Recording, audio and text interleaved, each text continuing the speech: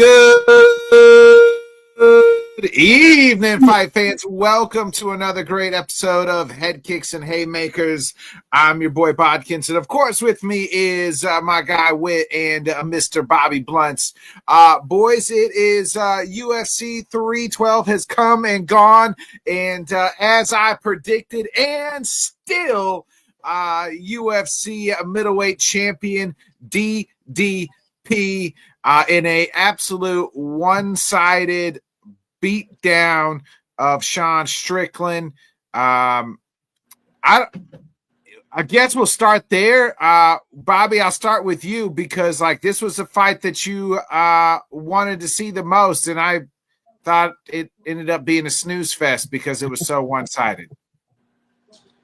Yeah, it was one-sided, but kind of at the same time, if you're going to shut down Sean Strickland, this is kind of how it's going to look. But, yeah, definitely not very entertaining on the eyes. The first round was you were kind of trying to see where it was going to go, and it really just seemed like round 6 for the last fight, except for, Strickland's output, just seemed a little low, but at the same time, Drickus was doing a very good job of not looking so awkward. He seemed to really have the striking dialed in and almost made it a point to beat Sean at his own game. And that's kind of essentially what he did, moving backwards kind of the entire time, fighting off his foot. But, I think Drickus deserves a lot of credit for it because I think a lot of the story has been more what Sean did not do. But granted, that is because of this puzzle of Drickus, du Plessis that keeps getting better. And I mean, you definitely called it in the pre-fight breakdown that that Drickus has gotten better because you've seen it improve with his striking and with his defense and, the tendencies. And he was really getting that kickoff both to the body and kind of, throwing it at the head and just narrowly missing. So he did a really good job. And, he is still undefeated in the UFC. So it's really time to start giving him some respect in kind of the pound for pound ranking. Yeah, I think he's right up there at 5 or 6 now. To me, I think into what Bobby's saying is a lot of people are shitting on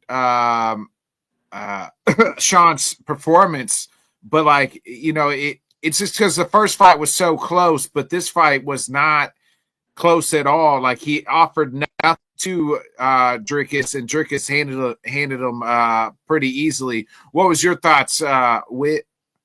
Well, to be honest with you, man, I felt like the game plan that Drickus came into was to pretty much negate what was happening, or what he's going for.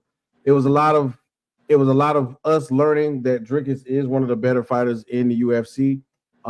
When you become champion and you have a title defense, one of the things I love to see is the evolution of your fighting.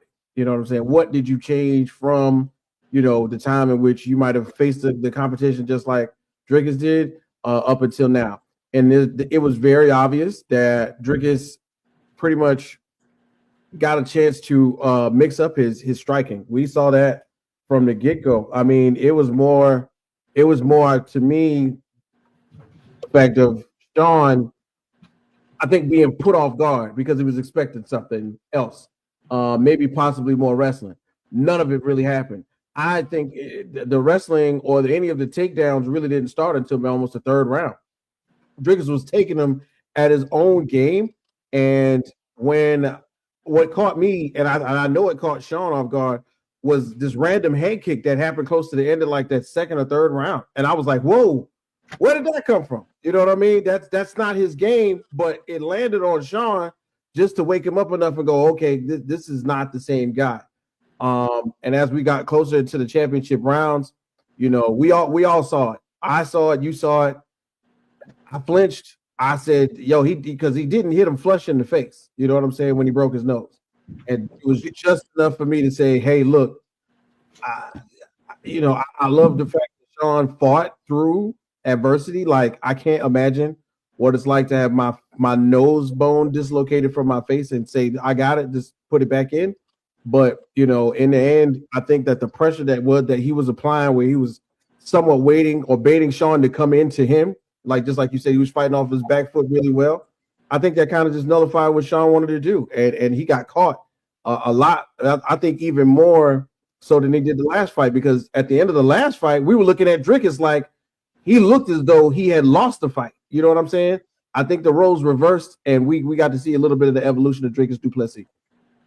Yeah, I said that on the pre-show. I thought Drickus looked improved in the Izzy fight from the Sean fight, and continues to improve. Like that surgery that he had to fix his damn breathing has done wonders for him, because he's not breathing as heavy. He doesn't feel either. He looks like a guy that's it's going to be tough to beat. We'll kind of get in to what's next. But I want to stay on the Sean part real fast. Like his nose was broken in several places, and his corner Eric Nixick was, you know, just like, hey, we need something more, and just like Sean was not doing it. He did come out today and say like he had broken a bone in his arm this was several weeks up prior to the fight, and was like healing, had surgery on it, and just felt like all camp things weren't okay. And now his Eric Nixick, the head coach, has kind of said like it doesn't seem like Sean's got to decide who he wants to be. Does he want to be a top level fighter, a guy who's chasing championships? I think there was a rift going into that camp, into that fight between Sean and Eric Nixick, and I think it's now leaked out afterwards. Eric said, you know, Sean came out and said him and Eric are friends, but Eric probably won't be in his corner anymore going in the future. Before we kind of ask what fight is next, but Bobby, what do you make of like this situation here? I think that there was problems going in to the fight in Australia, in the title fight between Sean and Eric, and then it just kind of bled out through the fight. I could definitely see it being a possibility. You know, what caught me kind of off guard with it was the corner work in between rounds. Like what Eric said to him in the fourth round, that should have been the message the first time he hit the stool after round one.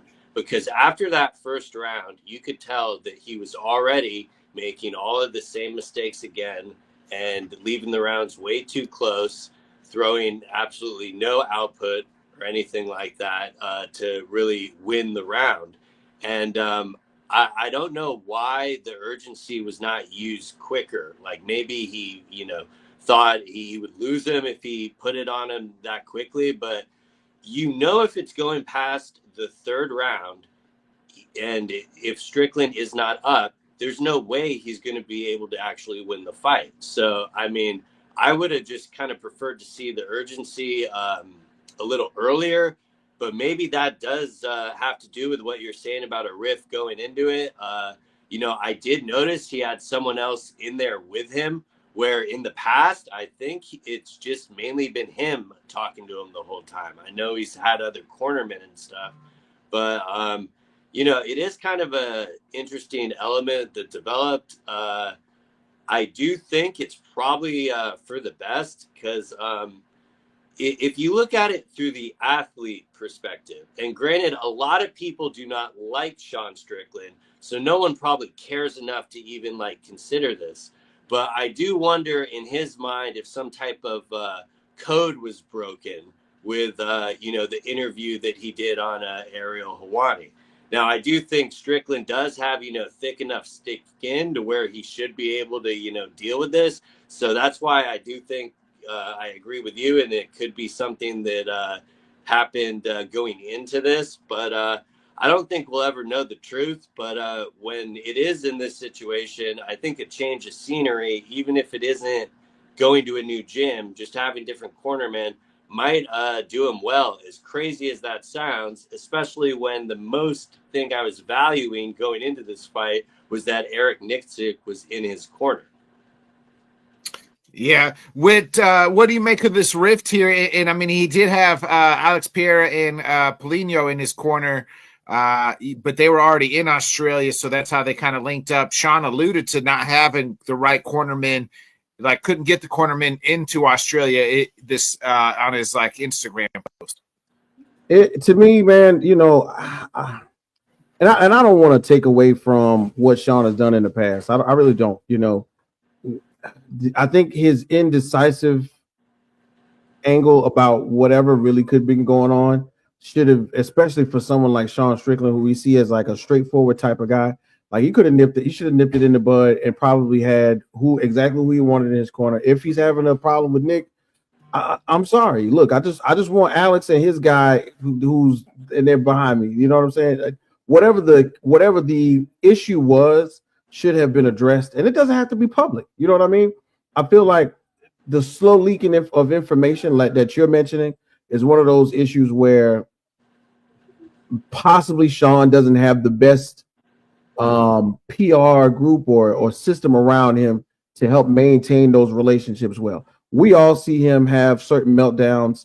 I don't even want to call them meltdowns. We all see him show certain characteristics when he's given the opportunity to speak his mind. And we're in America. Free speech is great. We love it. But there is a time in which certain things, especially if you're a fighter, you're a boxer, your mind doesn't need to be on that. You know what I mean? You should have somebody to help you maintain those relationships or have them flourish. Because when you're thinking about, who he's in my corner, I don't like how he coached me last time. I don't agree with this. Now you're being taken off your game. And then when you go, in between rounds, just like what Bobby was saying, I swear it was either round 2 or 3. He's going, Nick is like, you hear me? You hear me? He's like, yeah. The message to be received on how to progress in the fight isn't being received the same. You know what I mean? And I think that is something that Sean needs to address outside of the ring and maybe have just some better people in his corner. It's funny that, we look at certain fighters and they have the same exact people around them all the time, 4, 5, 6, 7, 8 years. They might switch gyms, but they got the main people around them all the time. But I guarantee you there's a buffer 24/7 in between that person and this gym and this coach. There has to be, because I know from having been an athlete in the past and participated in sports and group athletics or group competition, it's going to happen. You know what I mean? It's going to happen. You're going to bump heads, but how you handle it and how you go forward always shows up, especially in times like this. Yeah, it'll be interesting what happens. Go ahead, Bobby.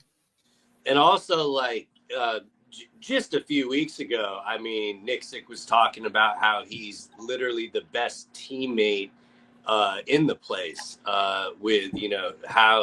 with accountability and stuff. So it does seem kind of bizarre. Like there must be something that is happened riff wise that, I think when Nixick made those comments, he kind of already knew the relationship was done. And maybe that's why he spoke so freely, or, maybe he just always publicly talks about it. So to him, it really isn't a big deal.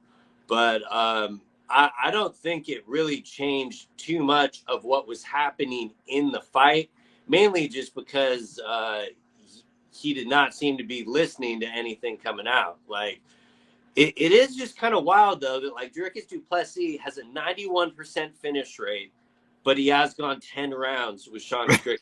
As shitty as Strickland looked in those 5 rounds. But true. That's true. He finished Robert Whitaker. He's finished Izzy. Yeah. He's finished, all these guys. And for some reason, Sean, there's not very many people that have finished Sean. To his credit, just Alex, comes to mind as the Alex Pierre fight, which is the only person I of a recent memory that has finished him. Yeah, and which is just raw, insane power. But yeah. I think the best thing for him would probably be to just get another fight in, and he's got to get that bad taste out of his mouth, and the whole, does he want to compete for championships and whatnot? Let's be real. Nixick also coaches Chris Curtis. Not every fighter that he coaches is like a championship caliber guy. And like, no shade to Chris Curtis, but like I'm just trying to like pull like examples of other people that he coaches. And I just, you know, those comments seemed a little bit more like he didn't want to go into other parts of the details. So he just kind of left it at that performance and how he was dissatisfied. And I think maybe more of like, does Sean really want to win? Is he out there going to game plan to win, or is he just going to talk crazy shit on the microphone and do this like Shelly, the Philly Shell type boxing thing and just want to, you know what I mean? And then safely get out of there with a decision every time. Like, is he going to go for broke and win? Like, one thing about Chris Curtis you can say is like, he's going to put on entertaining fights and he's going to go for broke and try to win a fight. I can't say that about Sean Strickland. Mm-hmm. So I think maybe that's where he's coming from. And Kevin Holland Oates is right. He fights to avoid damage in wars. Like he talks a big game, but he's really not, like Dean Thomas kind of said. He's not that dude. Who is next for Sean Strickland? Do you think, because he's number 3 now in the rankings, coming off a loss, lost 2 out of his last 3, obviously to the champ. He won't be able to get another title fight, as long as DDP is really the champion. But who is next? Once again, you took the words out of my mouth, because I was going to say, his last losses are to the champion, and the reigning champ, who it looks as though won't have any tough competition until we lock in Hamzat fight. That'll be the next probably decisive thing, but we'll get into that. But then as we look down, I guess we're going to go into it.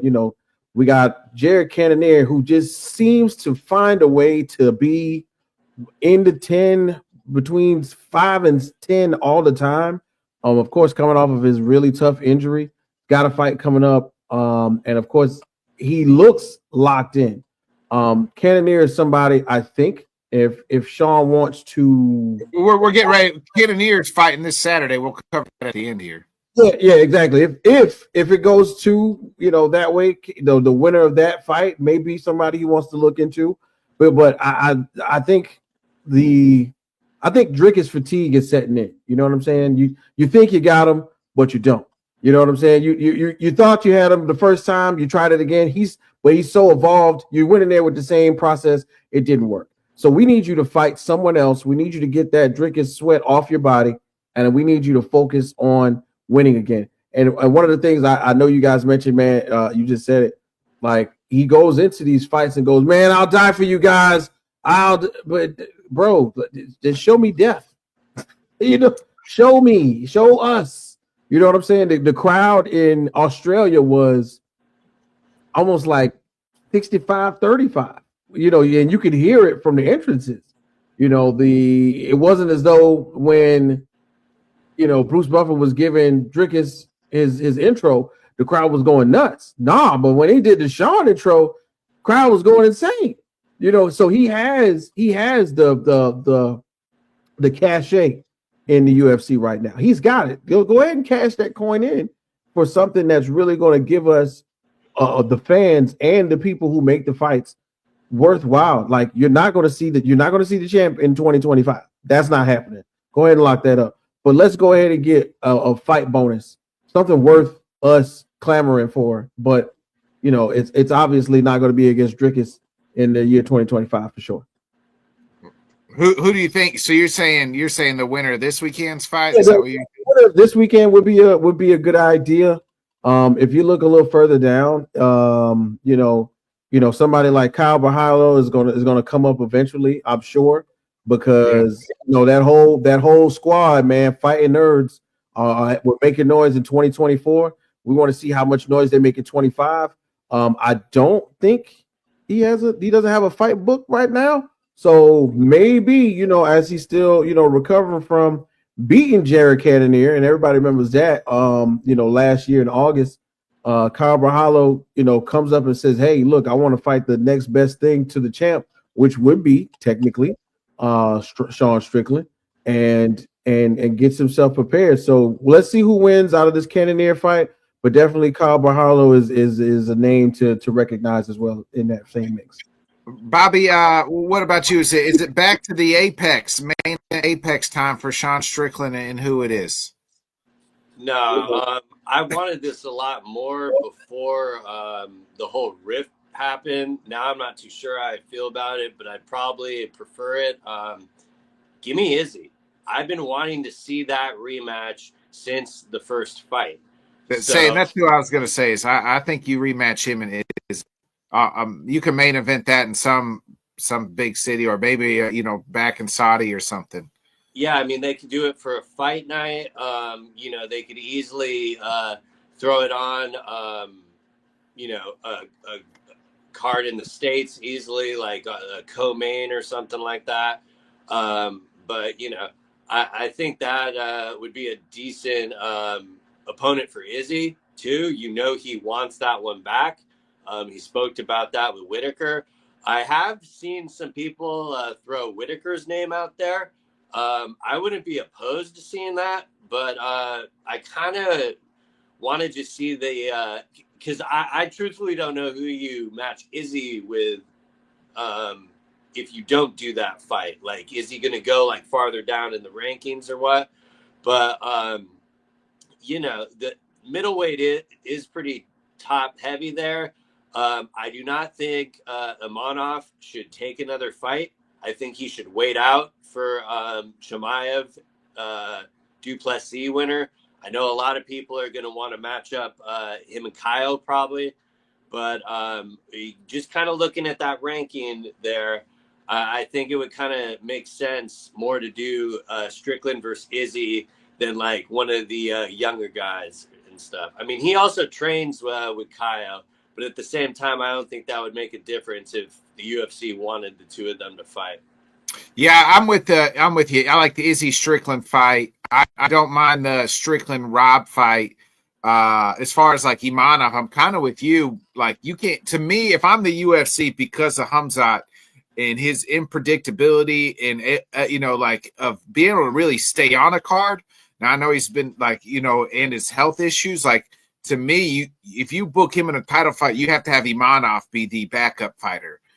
And be able to go. So I'm not in. If you want him to fight Kaio, which I'm perfectly like, I'm not really okay with it, but like that seems the next step, right? But like, you can't book that fight before the title fight, or it's got to be months ahead of the title fight, because like whoever, you got to have a backup fighter for Dricus and Hamzat, because Hamzat's unreliable. So it has to be Imanov. If I'm Imanov, that's what I'm hoping happens. Like, right? Like, I'll be the backup fighter for Hamzat. It seems like that's the route they're going to go. Dricus kind of already called that, said he does want to take on Alex Pereira at some point, but he said Hamzat's next. So, with all, and he kind of spoke respectfully of Anderson Silva and Izzy as kind of them being the GOATs, and he wants to kind of continue that their type of legacy of fighting the best, and he thinks Hamzat is next.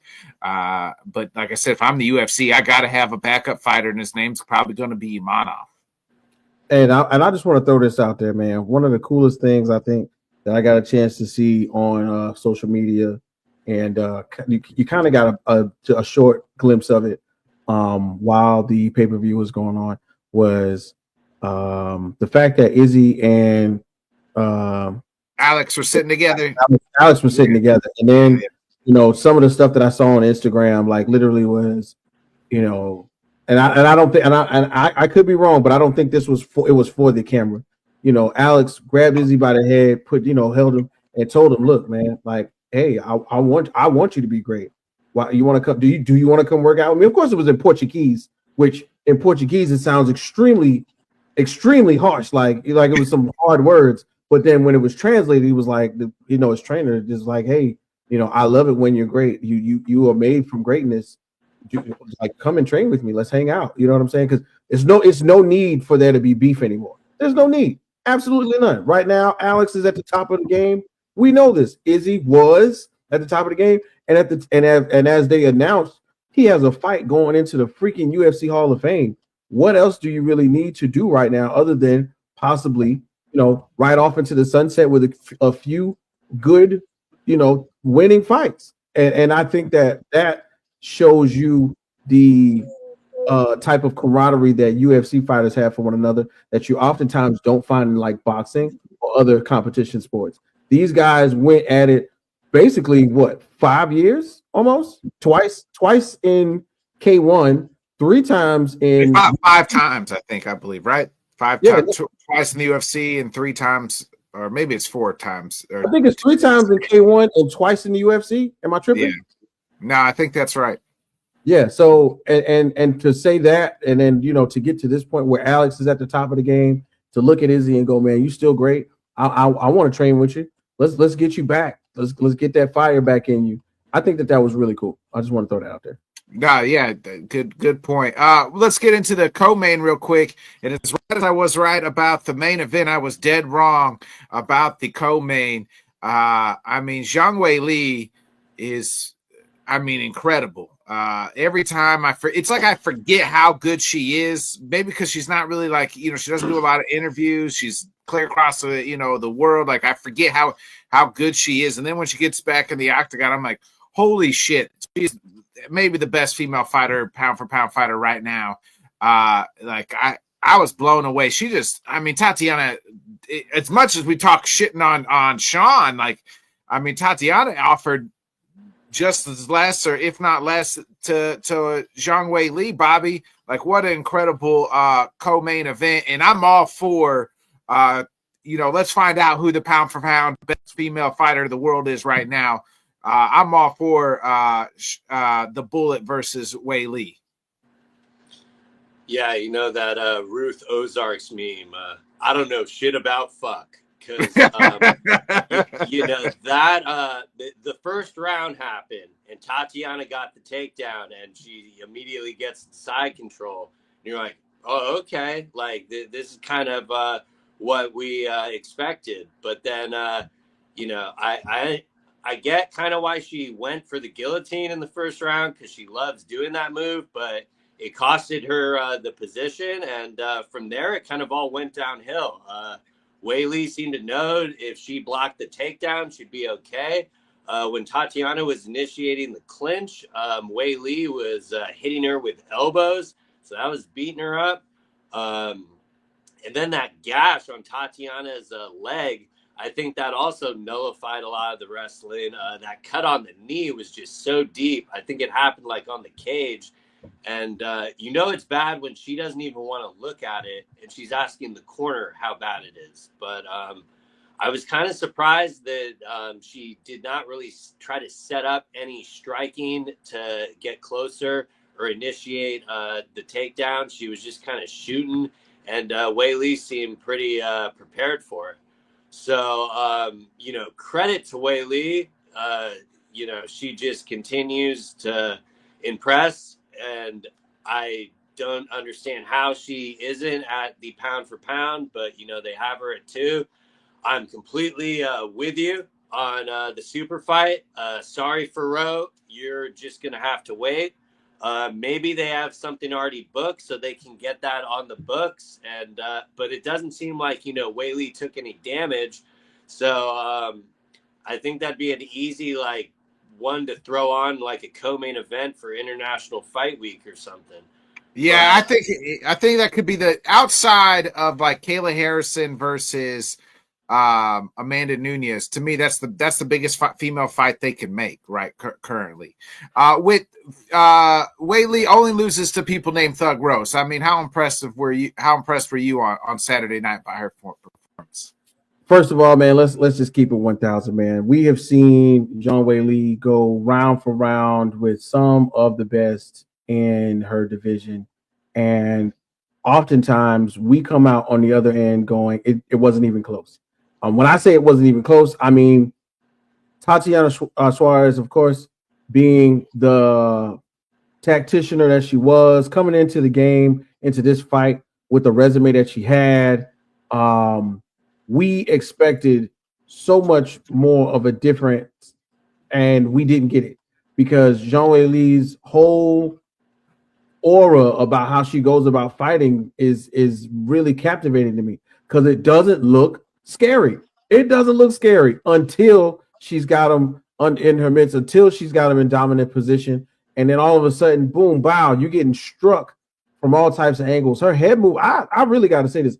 While they were on the feet, right, Wei Li's head movement looked crazy. There was some of those slow-mo replays that they played at the end of the fight where she was clearly ducking, punches from Tatiana Suarez. And I don't want to down Suarez's striking ability, but it's either like Wei Li's way above, the average head movement or the average, defensive technique as far as striking is concerned, or Suarez just didn't know what was going on or how fast she was. And it happened multiple times. And then, yeah, of course, just like y'all mentioned, man, that knee gash to Suarez, dog. I thought it was like, when you're a kid, if you want to slide on the carpet real fast, you're gonna skin that knee. Okay. And I felt like though once or twice when they were on the ground and they were and Wei Li switched positions on her and got the top position, I think that might be when it happened. It was either the cage, like you said, or it was either like one of them really tough times where the grapple because I don't know how, you know what I'm saying? But Wei Li somehow swung her over her own body and got on top of her in that second round. And after that, it was pretty much a dominating effect. I think I want to give Suarez 110% credit for being who she was, for sticking it out, for putting up as much of a fight as she did. But she was outclassed by the second round, and Zhang Weili is someone we have to seriously look at as to say, as she's going forward. Yeah, this is a title reign that might not end until we get the Clash of the Titans. They go for pound women's champion. Yeah, if it's not Tatiana, but if it's not Shevchenko, I don't really know who's next for Wei Li. I mean, I'm looking at this strawweight division. Like, it has to be like Verna could fight her for the belt, or she could fight Tatiana. I feel like, Bobby, if they do the super fight, she's gonna is got to be next because Wei Li's cleaned out the division. But if they do the super fight, her and Tatiana makes sense to me. Like, she gets the loser of there while she has to wait for the title. What's your thoughts on who's next for either one of these ladies? I mean, there's a very decent chance if she goes up that they make her vacate. So, I mean, there's a crazy enough world where Tatiana could be fighting for the belt next still. I would think that'd be kind of unlikely. I think they'll probably wait to strip Wei Li until after to see if she wins the title, but I think, they say it's always hard to go back down once you go up. And I think the UFC would kind of prefer to keep her there if she's going up. But I think she's definitely earned to do whatever she wants, mainly because she's beaten everyone. And, as far as what's next for Suarez, I'm not too sure, but I do hope that she gets back in there relatively soon. Obviously, once that knee heals, because, those stitches look pretty bad. But, I think one of the things that really hindered her was the lack of activity, just because she hasn't been able to stay healthy to, stay competitive and stuff and keep going. So I think getting one back soon would be pretty good for her. But as far as who to go next, I'd be really happy with anyone, in the top, 5 there. I don't think she should go too far down because she just, fought for a title, But to me, Wei Li's next fight has to be against Valentina. It's just a disservice not to do that when you actually have a women's fight that a lot of people are asking to be booked. Let's be honest, that doesn't happen too often there.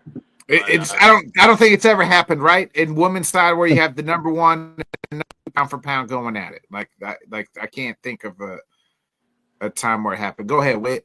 Yeah, I'll just to throw it out there, as we've seen in other divisions, Uncle Dana is throwing that cachet around. Is there the next question is there another promotion with another woman in a similar weight class who Uncle Dana thinks, hey, look, I'll give you a 2-3 fight contract right now if you think you could knock Weili out. You know, is there somebody else in the wings? Maybe in Pride, UFC, K1, you know, one, you know, is there anybody, you know? Dana seemed on Saturday that he wants to do the Valentina Weili fight. And rightfully so. The only reason why I say that is because, of course, you know, there are times in which the UFC fight makers do not give the people what they want. But the people, you, Bobby, I don't see anything else, man. Let's give everybody some time off. Shevchenko has proven herself a worthy adversary on numerous occasions, you know, especially with her last come from behind victory. You know, where she got to dance backstage with Marab, do her little, you know, terrier dance and all that stuff like that. Like, you know, between the two of them, if we were to see it, somebody's got to have game over. But we can't. I can't see another fight happening for Weili that doesn't put her in position or have her where she should be, where they just go, okay, look, let's just have you fight Shevchenko. Skip the BS, give her some time off, and make it, you know, towards the third quarter of the year. And I don't know how unlikely this is, especially knowing that Valentina had to do the trilogy at the Spear and stuff like that. So she already complained about having, you know, to not so much be the B side, but did not feel like it was tilted her way. But I think the move is you take that fight to China. But I can only imagine how Valentina would feel about that. Because again, you know, Weili would be coming up for her title. But you know, at the same time, Valentina does have somewhat of a following back there herself. So that might be the biggest way they could make that fight feel big. But realistically, I think it's more likely to end up on like an international fight week or something like that. But it shocks me that they have still not gone to China with Weili. Hell, the Leech asked it in the media room. I'm not sure if he's retired or if he's just doing media full time. But Parate's knocked him out. He forgot his profession, so he's just doing media. He wants to stay relevant. He's everywhere but nowhere at the same time. I love it. Yeah, and but yeah, I mean, I think that's the move to do. And as far as Tatiana, you know, a valid effort for not quitting, but I think she definitely needs to go back to the drawing board with a few things, mainly just to set up the takedowns. I mean, maybe a lot of it had to do with the pain in her knee, why she was only just shooting because she couldn't do anything else. But I think it would have been a little bit less predictable because you got to keep in mind she's not fighting these people that she can overpower with her wrestling. She is fighting the champion. So I was way off on underestimating Weili again. I actually put too much stock into those Thug Rose losses, I think, which really made me kind of go the other way. So glad to see she's still proving people wrong. And I hope they give her that fight. Yeah, agreed. I was probably the same with the Thug Roses. I just kind of to trim up on UFC 312. You had Jimmy the Draw Crute get another draw. Jake Matthews a nice win. He called out Uncle Neil Magny. I think that's the proper fight for him next to try to get in the rankings. Tom Nolan had a nice win. We got to see Alexandre Topuria. He looked pretty good in his debut. I believe it was it Juicet versus Milikaf. One of them fights was an absolute war and a great first round. I can't remember which fight it was. I think it was the Juicet and Milikaf fight. That was a 3-round absolute banger to kind of start off the card, you know, kind of get the card rolling there on Saturday night. I'll start with you. Any final thoughts here on UFC 312? Yeah, man. You talked about everything except for the one I want to talk about now. Let's talk about the heavyweights, man. Justin Tafa, Taliesin Teixeira First round cleanage, 35 seconds in. Let me tell y'all something, man. Justin Taffa's a tough guy. Justin Taffa is not to be trifled with on any back alley street. You just can't walk up on him and think that, hey, this is going to be an easy fight. So for Taliesin Teixeira to come in and get performance of the night on him in 35 seconds, I think that really is opening the door for Taliesin Teixeira in the heavyweight division. And then last but not least, man, that fight like you just talked about, Jimmy Crute, Rodolfo Bellato, that was a war. A very slow starting war for Rodolfo Bellato, but he turned it on. I think at the right time, which gave the judges just a little bit of pause, which eventually ended up giving them a majority draw. And I think it's worth it. Jimmy Crute, hats off to you, big guy, because it looked like you had it, and then when it was going the other way, you showed a lot of heart to keep it, in the middle. You know what I mean? And stuff like that is how you really want to get the main card started. So big shouts out to those two guys for putting on that performance, and another big shout out to Taliesin Teixeira putting the heavyweight division on notice. Yeah, I mean, he wins 2 more fights. Who knows? He could be, he'd be right there. Bobby, any final thoughts on UFC 312?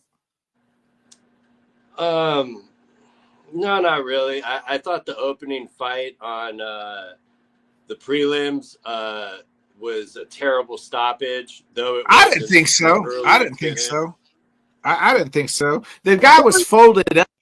He was folded up. He was going for the leg, though. I mean, he definitely knew where he was. And I don't know. The Jimmy Crute fight is 15 of my minutes of my life I will never get back. The first round, I was like, oh, holy shit. Jimmy Crute's making me look like an asshole. He's looking great. He did the damage, and he really did not seem to get a second wind in that fight. I did not think it was a draw, but at the same time, I guess it was close enough to where it was a 10-8 first round for Jimmy Crute is why, and then the other 2 wins. Okay. Well, yeah, I mean, to me, I'm okay with the draw, but I do really wonder, it was entertaining as far as watching it, but they did look very sluggish, like as it kind of went on. And,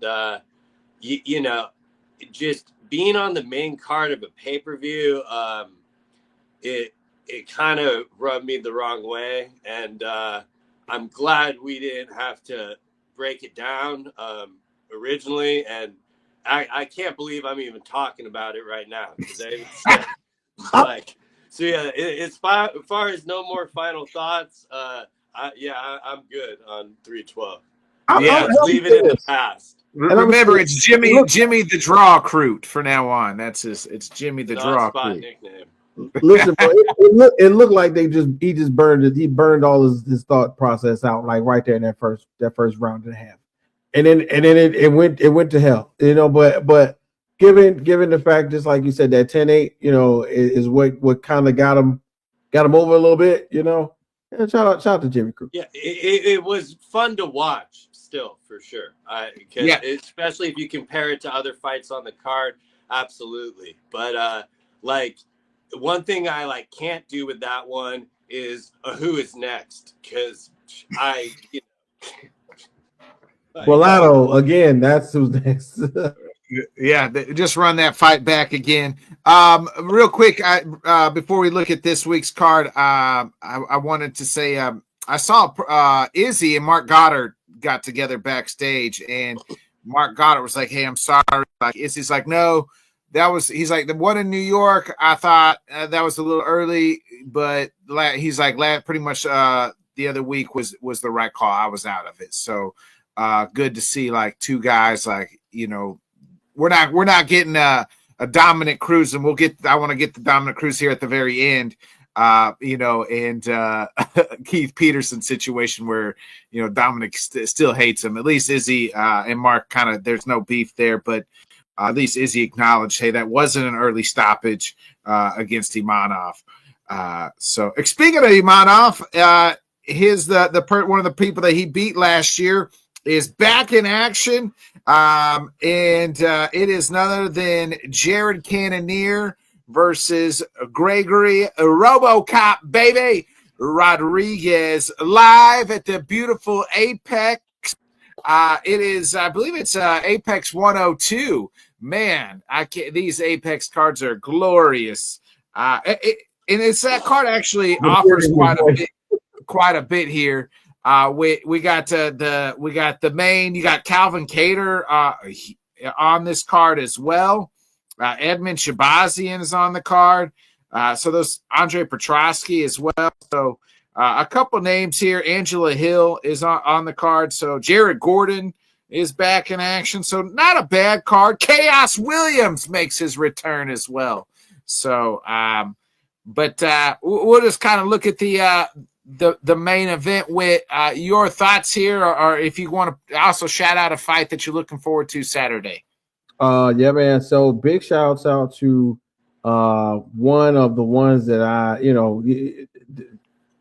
little no name, but somebody I've seen in another promotion as I was stumbling across something. We got to give a shout out to Rafael Esteban and Jesus Aguilar. That's right. Somewhere down there on the flyweight bout.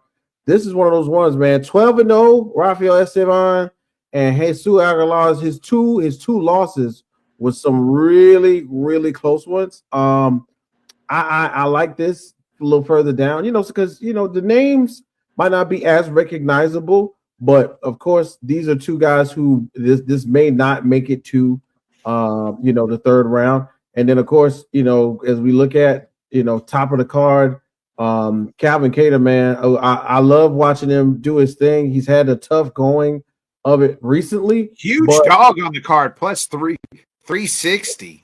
Yeah, so like for him to be 360 under on that thing, I mean, I don't know. Yusuf Zalal having a record, which of course he's got like 5 losses on. He's won his last one against what is it, my guy's name? Calvin Shore. Jack Shore. He's 3-0 in the UFC. 3-0 in the UFC. Yeah. I think the Jack Shore fight was one of the ones we didn't talk about it, but we all were looking at that card at that time. Sal's won 6 in a row. So I mean, there's reasons why, but Calvin Cater's a veteran in this game, I feel like. Yeah, man. Calvin's one of those guys, man. We joke about Neil Magny sometimes, but he may not be ranked, but you got to fight Neil Magny. But if you want to come up in the flyweight, featherweight division, you got to fight Calvin Cater eventually. So I'm excited to see that one. But Cannonier, right here, right now, you just mentioned it last year, fought Imamov, and Imamov took him out, but Jared Cannonier was on the way up, and then boom, he fights Kyle Berhallo. Kyle Berhallo takes him out. It's one of those times where I am somewhat emotionally invested in the Killer Gorilla. Yes, I can say that. I want him to win, but he has to show a different gear in these fights. He was up on the cards against Berhallo, but then Berhallo turned into a whole other animal on him. He was looking like he was winning the Imamov fight before Nasruddin knocked him out. Let's see what type of strategy he comes to as he fights RoboCop, who is not someone to be slept on at all, and see if we can get Jared Cannonier closer to that range where he may be considered to fight Sean Strickland instead of Sean Strickland trying to worry about a title fight. You know what I mean? Yeah. Who you like winning the main event?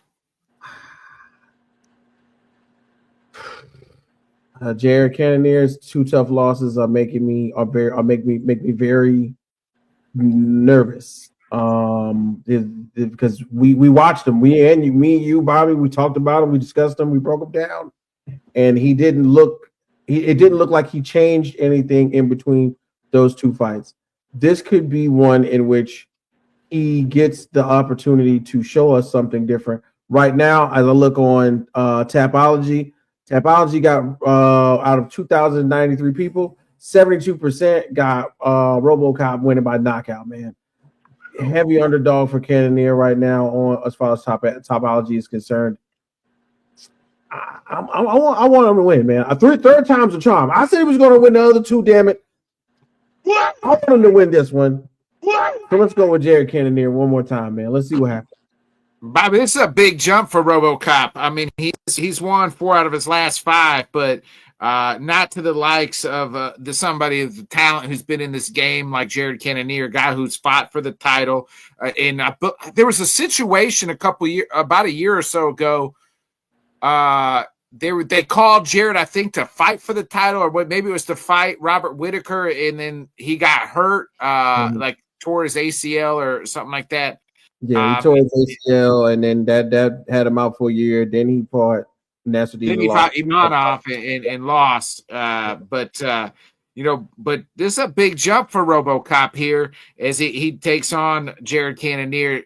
This guy, like I said, a guy who's up there in the rankings. Mm-hmm. Yeah, no, I think a big jump is a perfect way to put it, especially if you look at RoboCop, like, his average fight time is like 8 minutes or so, and he's going into a 25-minute fight with Jared Cannonier, who has fought quite a bit of main events at the Apex, as well. And, he's kind of used to that. So that's kind of the biggest question to me. I kind of been going back and forth on it because, Cannonier has taken a bit of damage in his last fight. But, I think he is going to be kind of motivated to try to make some adjustments and get it done. But it's really, to me, going to be after if it ends up going like past the 3rd round. What are we going to get out of RoboCop? Is he going to be able to hold up and stuff like that? And is Cannonier like 10 still, or or is he out of the top 10 now? Let me look. I actually have the rankings right here. I think it's 7. No, he's actually. Oh wait, yeah, he's 7. Yeah, 7. Mm-hmm. Yeah, I mean, I think that's a fairly big jump as far as like a first main event and stuff. But RoboCop's unranked. Just imagine that, like on the news. I don't know. It kind of hits a sore spot because, the first fight pick I was ever wrong about on the show was one RoboCop. So it is really hard for me to go back and fade him again. But when you take everything else into account, because, let's look at him getting stopped by Imanov. Like, look at where he's the number 1 middleweight right now. So, I don't know. I do not think RoboCop is going to be able to finish Cannonier in the early rounds, which would insinuate it going 5. So if you're making me pick, which I know you are, I think I'll have to go with the Killer Gorilla here. But I'm really on the fence with it, and think I probably should be leaning more towards the up-and-comer. But I do acknowledge it's a big jump, so I'm going to stick with Cannonier for it. It is a big jump. How big of a jump that is like, that's huge. Like, they're giving RoboCop a real chance here to break into the rankings and up there. Jared Cannonier's the dog here, so like coming off those 2 losses at plus 185, so the odds are in the favor of RoboCop here. I'm looking at the over under, Bobby, like you were mentioning, the rounds is 2.5. So the under is minus 135. The over is plus 105. So I just think if Jared Cannonier he's 40 years old, there's a lot of miles on that body. He hasn't quite been the same since that injury that I previously alluded to. Give me a RoboCop, baby. I'm all in on RoboCop. So I like. I'm gonna ride with the RoboCop. I want to risk real quick. What's your guys' thoughts about our Bobby? Just what kind of already mentioned about how Calvin Kattar in that co-main, but that co-main is interesting to me. It's kind of much like we're seeing here in the main event, a guy who's getting a big chance. Yeah, you can kind of maybe say the same thing about a big jump, but at the same time, when you saw that performance against Jack Shore, I think this is kind of where the UFC needs to put him to see where he's at. And, it definitely am looking forward to that. I think it's more than worthy of a co-main event. But I think the line might kind of be justified. And the question is Cater going to be able to roll back, the clock here? He definitely has the experience on his side. It's only 15 minutes, so he doesn't have to really worry about a 25-minute fight. But that is definitely going to be a tricky one. Isn't the other guy like a minus 400? Yeah, it's minus 525. I mean, Cater has lost 4 out of his last 5. I mean, but it's not like the dudes of this division, right? Like he lost to Max Holloway. Ain't no shame in losing to Max Holloway. Lost to Josh Emmett. I mean, a guy who's fought for the interim title, right? Arnold Allen, a top 5 guy. Aljo, a top 5 guy. So it's not like he's lost to bottom of the feeders. I am very surprised on how the odds are stat here against Calvin Cater, plus 360. Why not sprinkle some money on Calvin Cater? Hey man, I'm completely with you on that one. It's funny how, especially at the end of closer to the end of these careers, with guys like Calvin Cater, we want to see how the output is. Normally in the 5-round fights, he's a bit of a slow starter, but his output kind of kicks into that mid second round, third round, going into 4 and 5. I want to see if he can switch the gears up a little bit, get the high volume going that we know him for in rounds 1 or 2, and pull off a maybe not a shocker to us, but a shocker to Vegas. And quickly, just to go back to Jared Cannonier and that Achilles injury and stuff like that, or excuse me, ACL, I think is what it was. The football in me from doing all these other coverage of sports, we know most of those guys come back, but it's like a full year and a half from when they get injured to when they really, fully regain stability in that knee and trust it. You know what I mean? Only person to do it faster was freaking Adrian Peterson, and for some odd reason, he was built like the Terminator that season. But other than that, I think this really gives Jared Cannonier a test on how far he's come in his recovery, and in his training, and hopefully he can rely on that knee. But once again, big shouts out to our guy Cater on this fight. Let's see if he can cut it on early instead of trying to hold on to the gas tank in the second or third round. Yeah, it's a early night for fights too. It's at 6 p.m. So Central Time. So pretty early night of fights. So early. Real quick before we get up out of here, I would be remiss if we didn't acknowledge Dominic. The Dominator Cruz retirement. He was supposed to fight in 2 weeks' time in Seattle against Song Young Dong. Was it Song? Is it Song or no? I don't remember. No, it was Rob Font, I think. Oh, Rob Font. Song's fighting Henry Cejudo. Yeah, had to pull out. So I would be remiss if we didn't, talk about, to me, the greatest bantamweight of all time. He has such great, post fights and things like that. Missed a lot of time due to injuries and time away, but for me, the greatest bantamweight of all time. And Bobby, you have any thoughts here on? I really think this is a real retirement here. I don't foresee Cruz coming back. Yeah, no, it was probably a tough decision for him because he wanted to get the one more, but with everything else flaring up, I know it's bittersweet, but I definitely think he made the right call, and he was still kind of able to go out on his terms and stuff like that, and he has quite a bit of media stuff with the UFC, so we'll definitely still kind of see him around in the future there. But, hell of a career. He's always going to be kind of in that top, conversation and stuff like that.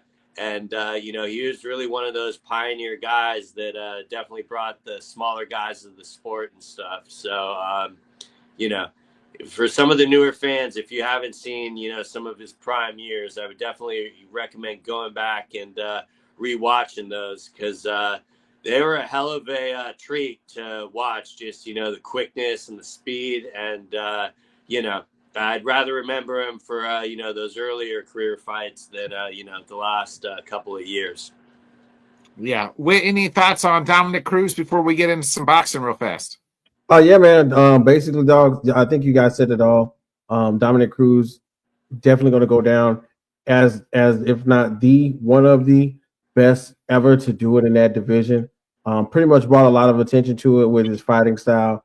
And then as he progressed, the changeup of how he fought, I think, was what made it exciting a little bit. You know what I mean? With that with that hands down by his waist, wide open. A lot of quick head movement and I'm talking about lightning fast hands, man, lightning fast hands. The only person, lightning fast feet too. The only person to make it look, what's a good word? To nullify how Cruz was doing at that time was Cody Garbrandt. Yeah, right. And that was the only person to make it look like it wasn't working. And still yet, you know what I'm saying? That was Cody's claim to fame. You know what I mean? And since then, and I love Cody Garbrandt. That was his shining moment in a span of, Dominic Cruz's whole career, where he had been pretty much at the top of the list, the top of the food chain the entire time. So big shouts out to Dominic Cruz for bringing the attention to the weight division. And he'll be missed, man. But I would be remiss that he is not someone that I would enjoy listening to, doing some commentary, some color commentary on the side at an Apex or something like that. Yeah, and we got a lot of boxing news from this past week. Canelo has made his decision. And then it is not Jake Paul. It is he signed with Turki Al-Sheikh, and we will get the Bud Crawford fight. What else can you tell us that's happening in the boxing world?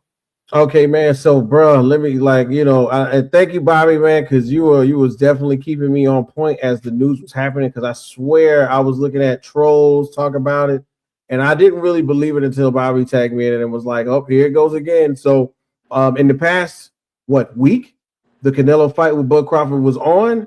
Then the Jake Paul fight with Canelo was on. Then it was off, and now it seems to be back on slated for September 5th, if I'm not mistaken. At Allegiant Stadium, the first boxing event to be held in Las Vegas at the Allegiant Stadium, at the Death Star, so to speak. I'm excited about this one because, of course, it's Bud Crawford, it's Canelo Alvarez, it's a legacy fight. Somebody's going to get, rolled into the pantheon of greatest of all time based on the outcome. Canelo is pretty much already there with his resume. But Bud Crawford is proving the naysayers wrong as he has moved from division to division and basically cleaned out the top guy. Let's not fight none of these other guys. Nah, Bud wants the big fish. So big shouts out to Bud Crawford. I'm excited about this one. Of course, I can't wait to see it, but we have, a couple things in between that will keep us satisfied. We just got a chance to see David Benavidez take on, Morrell. Benavidez won that one. This month, we will be. I would be remiss if I don't mention Beterbiev and Bivol fighting one more time, and then of course we got Tank and Lamont Roach in the month as well. This is going to be another good year for boxing, but there's got to be a couple things in between in the summertime that happen that we really want to check out. But Canelo and Bud is the beginning, and of course it seems that Turki Al-Sheikh has Canelo for a 3-fight deal, and 3 fights with Turki Al-Sheikh, probably between Saudi Arabia and Las Vegas. Those are big paychecks. Those are huge paychecks, and I don't even think anybody else can imagine what kind of cash in Canelo Alvarez brings when you connecting with the money at Riyadh season and Turki Al-Sheikh. So I'm excited to see what happens. I can't wait. And it's unfortunate for Jake Paul because Bobby tagged me to it. I think, Jake Paul's like, Canelo's a money hungry squirrel. Well, it takes one to know one, you idiot. Well, Jake's just mad because he's losing out on the money that he would have got too, right? Like, I mean, that would have been, but he would have made a lot of money and got his ass kicked real quick. You know what I mean? I still think it's a huge win for Jake Paul because essentially Canelo used him to get a bigger payday from Turkey. Yeah. And it's just, it would like when it first happened, the most shocking thing to me was, holy shit, MVP actually outbid Turkey. And then, you know, you saw Turkey make his video, and no one has ever challenged Turkey like that to actually make him have to write a bigger check or something. Add another zero on there. So, you know, whatever you think of Jake Paul, he definitely caused a lot of this through him nearly having that Canelo fight locked down. And, you know, even though it didn't happen, I think that is in long term going to be a positive for him. And the crazier part about it, I think there's a discussion to be had. What would have been better for the sport? I know the purist would definitely say, obviously, him making this deal with Turkey. But, you know, I guess, granted, MVP is more of like a Puerto Rican promotion. So I don't know if you consider it like being America. But, you know, these big fights are happening outside the United States for a reason. And, you know, I found it kind of funny that Jake Paul said that shit when you knew the Tommy Fury fight was in Saudi Arabia, but that was a whole bigger deal. But, you know, it was mildly entertaining for kind of the lead up to everything. But, you know, my main final thought would be International Fight Week, Dricus du Plessis, Khamzat Chimaev, make that shit happen. That is the only fight that I want to see in the middleweight division. And I think it's the only fight star power wise that they're going to have in their pocket for International Fight Week. It's John Jones versus Tom Aspinall. You can keep kicking that magic can of beans all you want.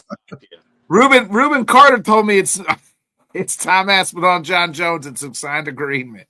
Tom Aspinall, John Jones, Really Dricus. It's all in our imagination. We got to see it on paper before we believe it, right? I would argue we have to see them in the actual octagon.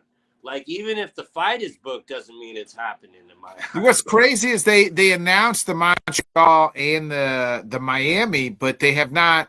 The Miami card's only 2 months away, and we haven't got any snip. I mean, I think it's Ilya versus Volk, but I don't know.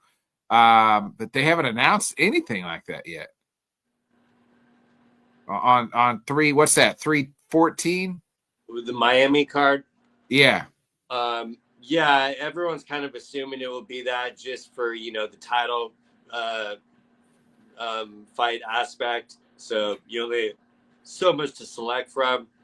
But I don't know, man. I don't have much of an appetite for it, to be honest. I do think Volk deserves it, but I'm not necessarily itching to see it. I get it. We'll see what happens there. And we hope to see you guys, everybody back here at 8 o'clock Central next Wednesday for another episode of Headkicks and Haymakers. We'll talk about this week's card and whatever MMA news happens throughout the week. So other than that, folks, be a friend, tell a friend, like, subscribe, share. Y'all know what to do. We'll see you here back next week, 8 o'clock Central. For another episode of Headkicks and Haymakers. This has been another great episode of Headkicks and Haymakers from my guy Witt, Bobby Blunt. I'm Bodkins. We'll see y'all next week. Peace. Thanks so much for joining us, and until next time, let's talk sport, friends. Thanks for watching.